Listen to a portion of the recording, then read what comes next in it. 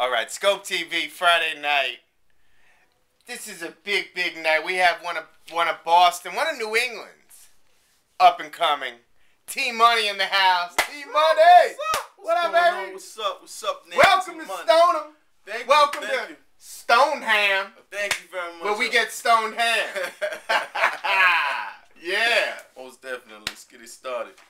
I'm so happy you found your way here tonight, brother. No, Let's get right into this now. How does it feel to be here on Skope TV, and what's up for the weekend? It feels great to be here on Skope TV. I appreciate it a lot. I think this is what New England needs, a lot more budding entrepreneurs to come in the industry and make things happen their way, their own way, and really show what talent Boston, Massachusetts, New England has. What's up for the weekend? I have something going on at Praise Hall, which is a Masonic temple, and we're doing something for the youth. And as a Freemason, I think I love giving back, especially to the youth. So I have that going. Then I have something going on in Alston, Boston, Massachusetts, around the BUBC area at Great Scott, which is a club. I'm going to be sitting in with a couple of rock bands. I'm doing background vocals and a couple of other things. So this is what I got going on for the weekend as far as right now. That's beautiful. Now, T, at what age did you really start taking your music serious and take on the alias T Munny? Well, around the age of 8 years old, that's when I started venturing into the music industry through the Boston Public Schools and through classical music. I had a piano that broke my fall and gave me a hairline tibia to my tibia, and ever since then I said, this is it. This is a sign for God. This is the talent that's gonna help me achieve the American dream. Now, how much did your family and your upbringing get you into music? And did you go to school for music as well? And my family, my father is a Latin jazz musician as well as a men's choral director. So he influenced me a lot as far as my musical abilities. As far as a music school, yes, most definitely. I studied at the New England Conservatory Prep School of Music for a lot of years, and then ventured into Berklee College of Music, where I did a lot of programs over there. And I studied professionally with the chair of the songwriting and production department, Christina Adams, at Berklee College of Music, who really honed my skills and refined my writing and production skills. And most definitely, she has won a lot of awards herself. That department has a lot of people on the faculty that have won Grammy Awards. So that's where my talent was honed, and everything else took its place. I mean, it don't get no better than that. I mean, we got Berklee, New England Conservatory, and we having a party here tonight. Are we not, T Munny? Are we having fun? Let's get it in. Come on, are we having fun? We having fun. God, we're not in like a lecture or nothing, right? Let's get it in. Damn. Now, T, your songwriting is deep and it's personal, and that's why I feel like a lot of people can relate to it. How much of your real life comes out in your song? Like, how much are you really willing to let the world know about? It's 100%. I write in the first person, meaning I write about myself, and I write in the third person also. It's about relationships my friends have gone through, things I've seen. All of that it has been in my life. I know these people personally, and that's how I write in the first and third person, all 100% about what goes on in my life on a daily basis. And I gotta tell you something. I was listening to your music on the Sonic bids, and there was not one song that I couldn't relate to. There was not one song that I couldn't relate to. Well, that's what I'm talking about. And that's what I'm talking about. Yeah. I mean, it's all about people. And I want to get into my favorite song of yours, which is "Love You No More." Love You No More. What was going on that you wrote that song? And has your ex-lover heard it? Does she know that song? That song was for her. That song is a two-part song. That song, I had to take a relationship that I was going through and a relationship that my cousin was going through. My cousin was about to get married, and the boys got together and said, listen, there's something wrong with this girl. T, we know you've been in that same situation, but you wasn't about to get married, and we know what happened. We have to check this girl out. So one of my boys set her up with somebody that she didn't even really know, and throughout the whole summer, she was just getting it in with this dude, and she was about to just get married. What? She was just about to get married, so trifling. Make a long story short, he found out what she was doing, and that's where the whole song developed from. Now, I want to talk about something else, though, because with me, whether I'm listening to hip-hop, whether I'm listening to R&B, I listen to the beats. And your beat selection is on point.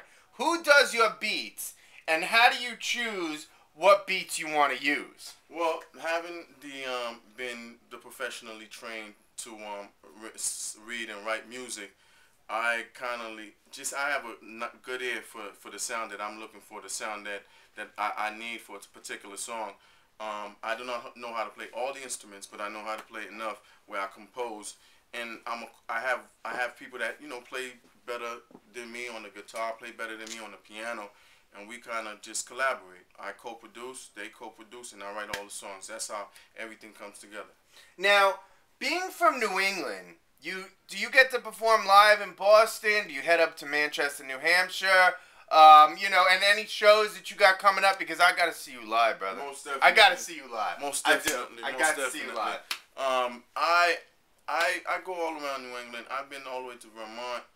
I've been on a lot of radio stations. I've done a lot. I've been at the Berkeley College of Music, the Conservatory of Music circuit. I've been at the Middle East circuit. I've been at the Strand Theater. I've been at Prince Hall. I've been at Lido's performing. So it's a lot of places that I get to go. As far as performances coming up, I do have it's a reggae bash that's going on at Prince Hall in Grove Hall, Massachusetts, and I'm going to be performing live there as an artist. So that's something that's coming up in November. Right after Thanksgiving weekend. Beautiful. Now, I noticed on some of your songs that you got some MCs that come in, you got some background vocals. Who are some of these upcoming artists that you're dealing with and that you respect? There's a lot. There's some A-list artists that I'm going to be working with because of a publishing deal. I'm in the verge of signing, but a lot of upcoming artists right now. I have to say Ray Diamonds, which is an R&B artist. Oh, he's dope. He most definitely, he's an up-and-coming singer-songwriter. Ray He has collaborated with me. We collaborated on a song together. I hang out with him. I perform a lot of places with him also. And I have Monster Zoom, who just won a NAACP Image Award for his last album. Locally, those are the two artists that I've been working with. But I'm in the process of signing a publishing writers deal with Adam One Entertainment and Yusef Black Publishing out of Texas and out of New York. That's going to give me an exclusive songwriting publishing deal, so to work with some A-list artists as a songwriter. Now, a lot of brothers these days, they be getting their drink on, a lot of them ain't working, they ain't doing nothing, hanging out, they enjoying themselves as they should. People work hard. But how do you keep your vocals so sharp? I mean, not smoking, not drinking, how do you keep your vocals always on point? Well, I drink a little bit, and I only drink hard liquor. That's about it. But I drink occasionally. It's not something I do. But your voice is always on point. You drink tea. You drink water before bed. What is it? It's a lot of vocal therapy. I do vocal therapy in the morning, vocal therapy in the evening, and I have weekly voice lessons with one of Boston's most. He's a classical voice professor and also a classical performer himself by the name of Robert Honeysucker out of Longy School of Music in Cambridge, Massachusetts, and also out of the Boston Conservatory of Music. So a combination of voice lessons and the voice therapy with most definitely every morning I have to have the hot water, the lemon, and the honey. And that's basically it. And I do some Theraflu in between that and mix it up together. And it works. And it works. Do you exercise too? You take care of yourself? Calisthenics? I do. I play basketball avidly. I'm in a men's league over at in Huntington Ave at the YMCA. Yeah. Next to Northeastern University. So. And you. So I do all those things together, and it helps me with my breathing, my breath control, it keeps my vocals tight. So that's my therapy. Now, what do you think about all the protests and the uprising going on all over the world? Whether it's the Arab Spring and now America with Occupy Boston. What do you think about this happening in your own backyard? It's basically all has to do with economics, especially with Occupy Boston, which sprung off of Occupy Wall Street out in New York. We live in a capitalist nation, and it's all about making money and making profit off of the other guy. And basically, the little guys are just sick and tired of it and do not want big corporations to influence Wall Street like they influence them in everything they do, from the tobacco companies to the liquor industry, everything. These corporations are all about making profit for themselves and using the little guy for that. So it's the little guy uprising and want more of that money. So you support them? Most definitely, I support them. Now, you have a few singles out now on iTunes and such. You can listen to Team Munny, sonicbids.com/Team Munny, and you will hear all these singles, and I swear they're all bangers. Can we expect an album soon? Most and definitely. If so, when? When can I get it? When can we review it? What's happening? As far as the iTunes CD, baby, I'm releasing at least 5 singles before April of 2012. I'm just releasing these all over the world because I have a distribution deal with two companies now. A company out in Canada and David Dance Studios out of Italy, and out of Sicily, Italy. So what I'm doing the worldwide distribution of the album and also of the singles. And when the album drops in April, most definitely all the songs will be played and everybody can check them out on CD Baby. And also I'll be putting more videos on YouTube. I have my YouTube channel, TEEMUNNY TV, T-Money TV, so you can check it out. And stay tuned because T-Money going to be doing a live Skope live performance tonight. Am I wrong? Most definitely. Am I wrong when I say this? No, you're not wrong. You're right. Thank you. Now, we got to wrap it up. This has just been incredible because I know you're busy. You got a 9 o'clock interview, but you better go out with a bang.